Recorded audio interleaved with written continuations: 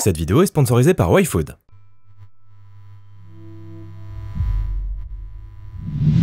Salut à tous, c'est Guillaume Cassard et aujourd'hui on va parler de robots tueurs. Et je vous arrête tout de suite, c'est pas ceux de Terminator. C'est parti pour Shockwave.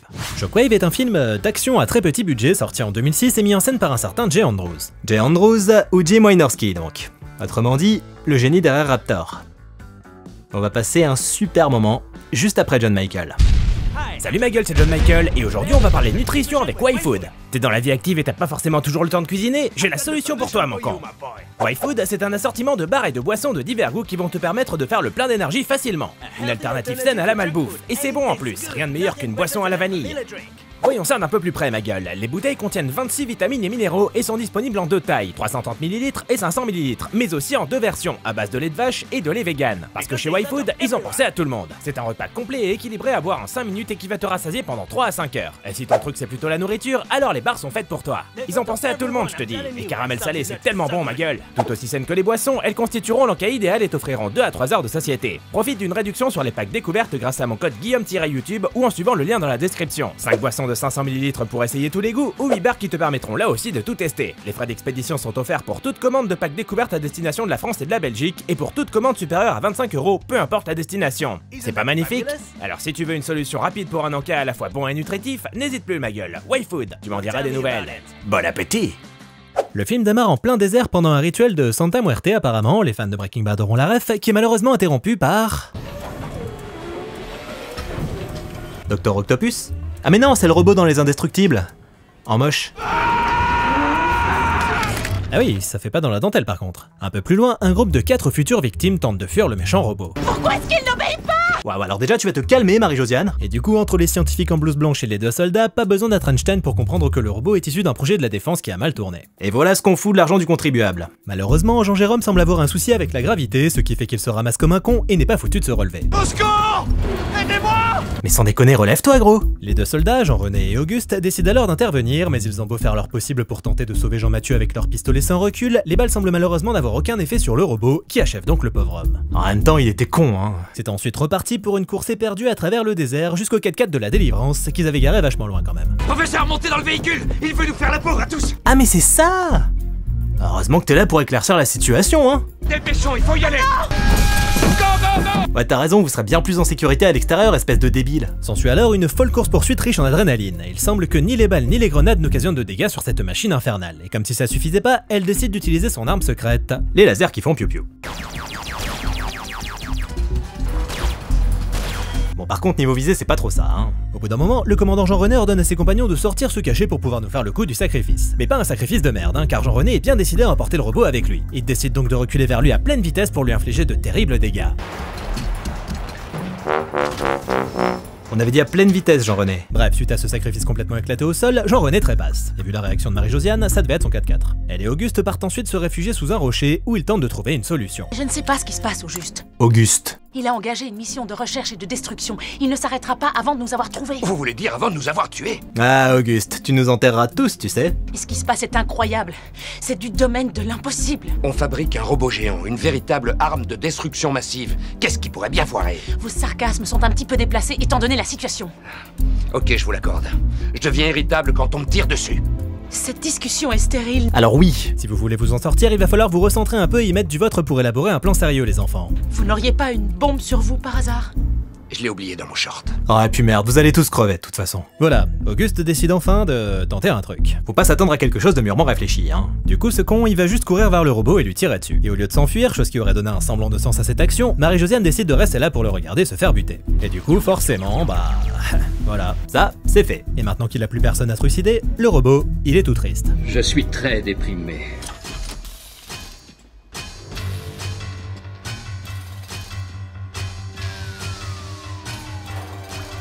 Ok, on sent tout de suite que le budget est pas parti dans la musique. Ni dans les CGI, ni dans le cachet des acteurs. Y avait-il seulement un budget? Là est la question. Quelques mois plus tard, on se retrouve sur un vol gouvernemental en pleine tempête piloté par Sulu de Star Trek qui en avait apparemment plein le cul de l'Enterprise. À son bord, Mark Hubert qui se balade avec des dossiers portant la mention top secret en très gros pour plus de discrétion et sa collègue Marie-Jeanne. Et on apprend bien vite que le duo a chapeauté le projet des robots tueurs et que ces mêmes robots tueurs sont en ce moment même dans la soute de l'appareil. Qu'est-ce qui pourrait bien foirer comme dirait Auguste? En partance pour Sydney, les Delostic s'apprêtent donc à dévoiler leur super robot massacreur d'humains au monde. Et on fera la première page des journaux. Sauf si vous vous crachez avant, parce que la tempête, elle est du genre Mouse, et même sous l'eau il est impressionné. Pourtant il en a vu d'autres ce vieux lascar. Les turbulences sont tellement violentes comme on peut le voir que les caissons contenant les robots se détachent de leurs sangles et finissent par s'ouvrir. Et du coup, les robots s'échappent et foutent un vrai bordel dans l'avion. Pire que la fameuse affaire des serpents de 2006. Entendant le vacarme, le second décide d'aller jeter un œil et agit comme un vrai professionnel en tirant des coups de feu à l'intérieur de la cabine. Évidemment, le robot contre-attaque et l'avion se crache. Au Pentagone, on ne perd pas une minute et une mission est immédiatement lancée pour retrouver l'appareil et la cargaison. Et pendant ce temps, à Bora Bora, on fait la connaissance de Josh Brolin Low Cost, Jeff Praline. Et ce dernier est en plein braquage de paquebot avec sa bande de bout en train, nous offrant par la même occasion un modèle d'intensité cinématographique.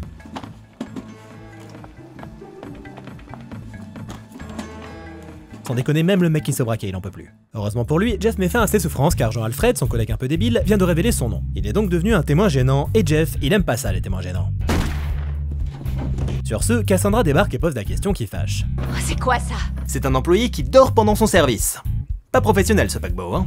Les trois braqueurs finissent ensuite par se casser et rejoignent Jean Rico, censé les évacuer au plus vite avec son hélicoptère. Un abri fort bienvenu étant donné les conditions météo et qui permet à Jeff de nous révéler sa véritable nature capillaire. Sur ce, l'équipe décolle malgré la tempête. Et du côté du Pentagone, il semble avoir détecté l'avion sur une île de l'archipel des Fidji, archipel actuellement survolé par les braqueurs. Regardez, il y a une île sur la droite. Je suis un peu perdu, ce serait possible de faire un film encore plus cousu de fil blanc s'il vous plaît? Et étant donné que les conditions météo sont pas super top délire, Jean Rico fait atterrir son hélico et ça ressemble quand même vachement au champ duquel ils ont décollé il y a 2 minutes, hein. Et je ne pense pas que ce soit une coïncidence.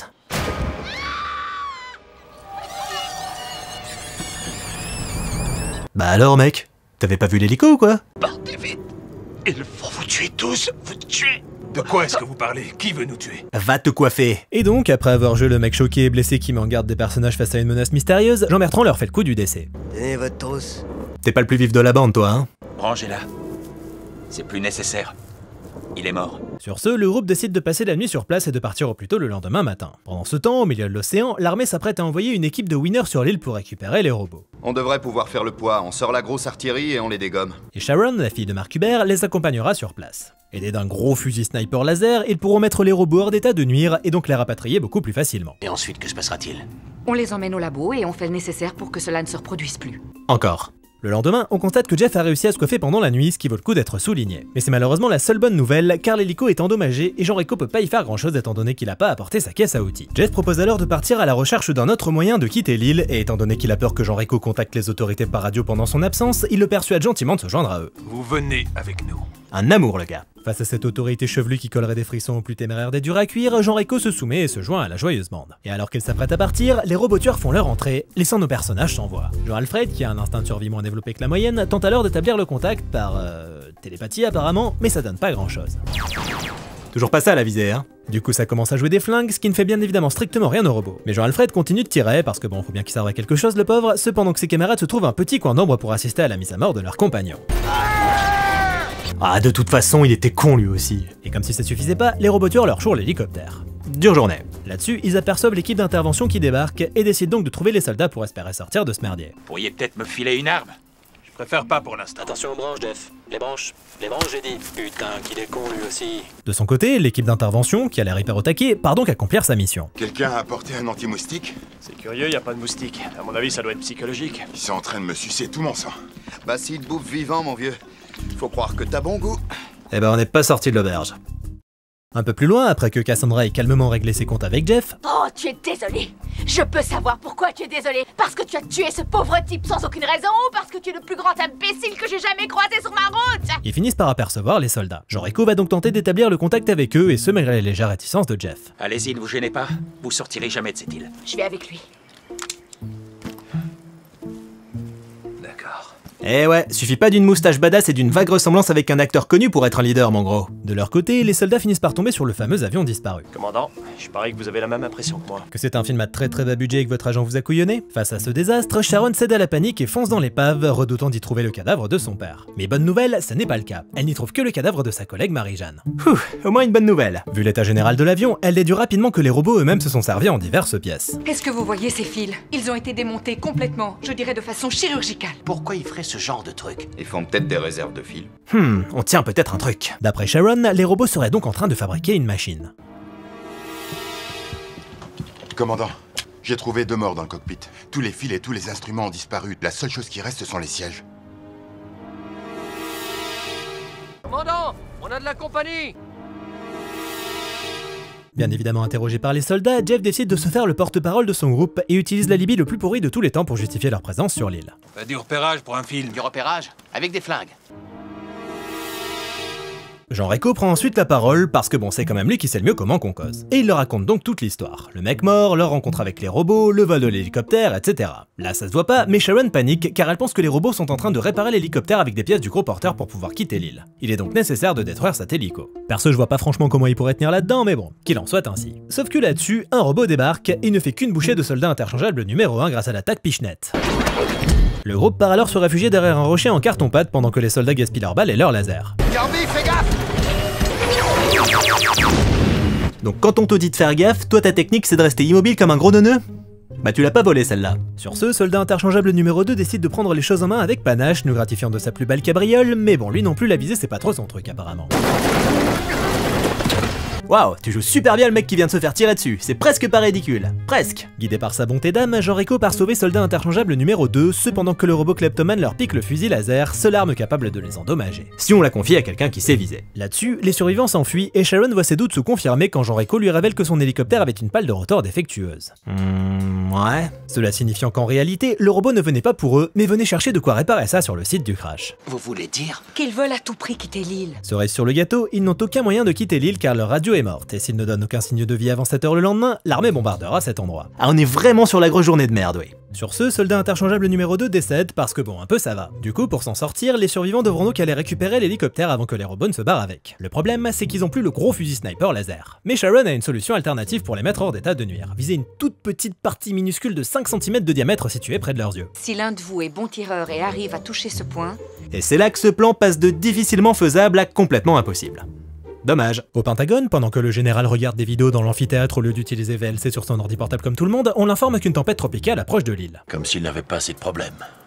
Ah oui, le scénariste a eu la main particulièrement lourde en effet. Du côté des héros, le groupe se sépare en binôme et Jean Reno se retrouve avec Jean Marcel qui a vite cerné tout ce petit monde. Devinant que Jean Reno était un ancien soldat et que vu les liasses de billets dans le sac de Jeff Praline, ils ne font pas du tout partie d'une équipe de tournage. Ah, il est fort ce con. Il fait des tours avec des cartes aussi. Et pendant ce temps, Sharon et le commandant, ils parlent philosophie. Vous savez, il y a un vieux proverbe chinois qui dit... Blablabla, tout ça n'a strictement aucun intérêt. Ah, un robot. Jeff Praline va-t-il passer l'arme à gauche? Eh ben, on dirait bien, car malgré le fait que les soldats viennent rapidement lui prêter main forte, le robot se saisit de lui et le projette violemment sur un rocher en carton-pâte.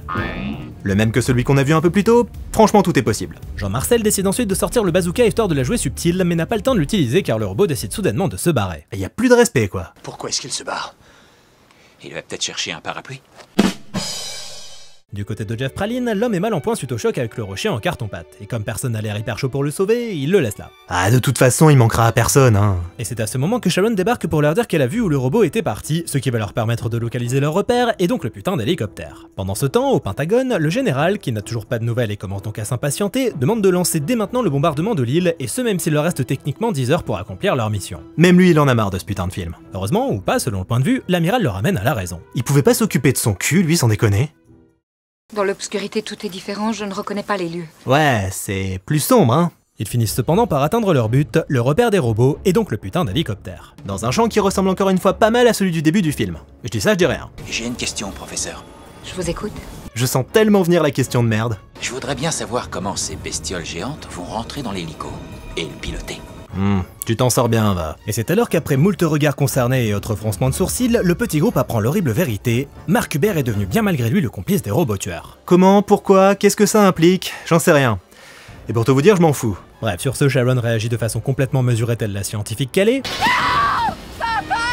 Ce qui attire l'attention des robots, qui désintègrent Cassandra. Ah, de toute façon, elle servait à rien, hein. Bref, du coup, les suppliques de Sharon n'y font rien, et tout le monde se met à tirer sur le padré, étant donné qu'il semble être un élément capital pour le plan d'évasion des robots. Et pour le coup, on peut dire qu'elle a vraiment pas de bol, parce que pour la première fois en plus d'1 heure de film, un tir fait mouche. Waouh! Alors là, je suis impressionné.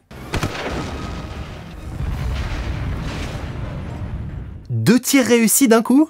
Ils se sentent plus les mecs. Suite à cette explosion pas du tout exagérée qui a permis au deuxième robot d'aller se cacher dans les fourrés telle une petite pute, le groupe se retire pour mettre au point un plan d'attaque. Faudrait m'exploser le deuxième larron. Vous vous sentez d'attaque? D'attaque? Il est chaud comme la braise le Jean Reno, ça se voit pas? Le commandant et Jean Marcel serviront donc d'appât pour attirer le robot dans le viseur de Jean Reno, qui n'aura plus qu'à faire mouche avec son fusil. Mais d'abord, il faut réconforter Sharon. Il va lui lire des proverbes de biscuits chinois? Mon père aimait plaisanter quand il parlait de ses travaux. Que disait-il? Qu'un jour le serviteur deviendrait le maître. Et que le maître deviendrait l'esclave.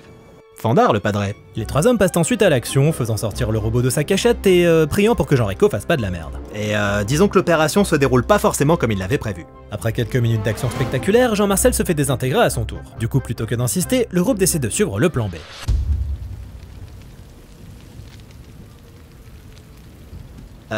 Loin de moi l'idée de vous stresser, mais vous savez que le temps est compté les gars quand même. Au bout d'un moment, ils décident de se sortir les doigts et de tenter quelque chose. Et pour ça, ils utiliseront la foudre. Eh bien, on va transformer notre crabe géant en paratonnerre. Et vous avez pas trouvé plus aléatoire comme plan? Les deux gus partent donc à nouveau jouer les appâts en vidant leur chargeur dans les airs, ce qui attire le robot de façon instantanée, car l'île est pas si vaste que ça apparemment. Ils grimpent ensuite sur la plus haute colline de l'île au pied de la plus haute tour, et retrouvent Sharon qui a piégé la tour avec du C4. Le commandant lui confie alors le détonateur, la chargeant d'attendre le moment propice pour le déclencher. Et donc, le robot débarque. Et il lui tire dessus. Et ça lui fait rien. Jusque-là, rien de neuf. Mais Jean-Rico décide alors de porter ses couilles en attirant la machine au pied de la tour et...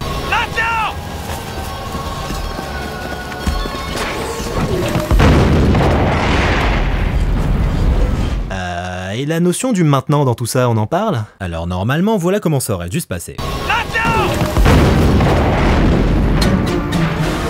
Bref, le robot se prend la tour sur la gueule et les éclairs viennent l'achever tel que prévu. Et voilà. Décevant, vous dites? En même temps, on sait pourquoi on a payé, hein. Mais les trois loustiques ne sont pas totalement sortis d'affaire, car n'ayant toujours pas de nouvelles de sa team, le général a ordonné le bombardement immédiat de l'île. Tom Cruise est donc en route avec son avion de chasse pour faire se déchaîner les enfers sur ce petit coin de paradis. Ce sera beaucoup plus beau une fois cramé. Heureusement, ils parviennent à rejoindre l'hélico à temps, mais ça démarre pas. Oh là là, le suspense est à son comble. Et Tom Cruise qui est à deux doigts de lâcher la bombe. Bougez pas, je vais essayer quelque chose. Jean-Rico décide alors d'utiliser sa technique secrète qui consiste à faire semblant d'aller bricoler les mécanismes. Et apparemment ça fonctionne. Le groupe est donc sauvé. Mais est-ce vraiment terminé? Oh, ils vont réapparaître, commandant. Un autre labo, d'autres prototypes. Ah, vous avisez pas de faire une suite par contre, hein? Enfin voilà, c'est comme ça que se termine Shockwave. Et c'était très nul. Ce qui est bien avec Jim Wynorski, c'est qu'on peut toujours compter sur lui pour faire de la merde. Mais il n'empêche que Shockwave est loin d'être aussi marrant à regarder que Raptor. Parce qu'il lui manque ce côté complètement what the fuck et en roue libre qui caractérisait l'entreprise Raptor. Ici, bah, c'est juste très mou. Malgré un prologue assez prometteur, le reste ne suit pas, les péripéties s'enchaînent sans conviction jusqu'à un final complètement bâclé. Ça manque de fantaisie tout ça. L'onde de choc promise par le titre est donc aux abonnés absents, n'offrant à son public qu'un ennui particulièrement profond le temps d'une interminable 1h30. Franchement, j'attendais mieux de ta part, Jim. Surtout quand on sait de quoi t'es capable. Faut pas te retenir comme ça, faut te lâcher, mon gars. Allez, j'espère que tu feras mieux la prochaine fois, va. Merci à tous d'avoir regardé cette vidéo, j'espère qu'elle vous a fait marrer. N'hésitez pas à commenter, liker, partager, venir me soutenir sur Tipeee si vous vous sentez généreux. Et je vous dis à bientôt. Salut!